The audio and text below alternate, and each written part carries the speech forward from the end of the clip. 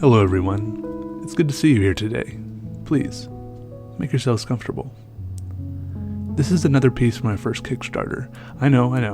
I said I was finished with all that a couple videos ago, but because of that video, someone who hadn't previously answered the survey has since done so, and has now provided me with enough information to draw this and send it to her. And that person was Kristen. Thanks, Kristen. Now, this was an interesting piece to draw. You may notice that I used some elements that you probably haven't seen much of in past videos, such as the squiggly line filling technique, an ancient Chinese warrior secret.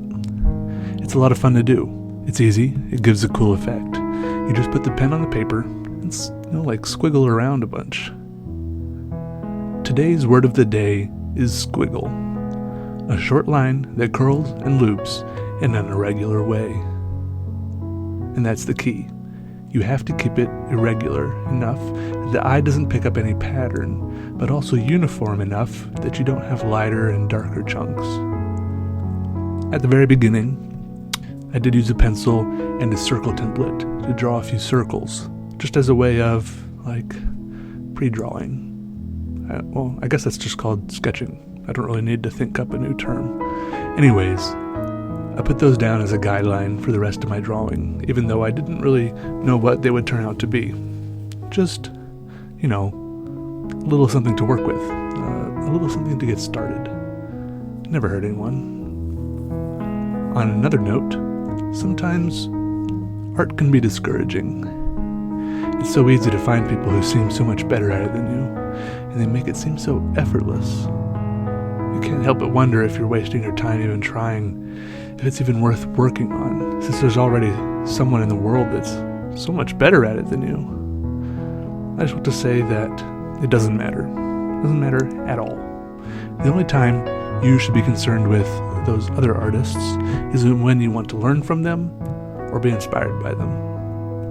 If you just concentrate on creating what you see, creating what you feel, and or creating what you know is true, and doing all that because you love it, you'll make progress. It's just a pleasant bonus if people like your art and react to it well. In my experience, sometimes the pieces I labor the hardest over and have the most invested in go almost unnoticed. And on the other hand, sometimes the pieces that seem trivial to me are the ones that are highly praised and applauded. So, that's fine. It might not feel fine, but that's okay. Life is rough, and art is hard work. Just keep drawing, or painting, or whatever creative endeavor you love.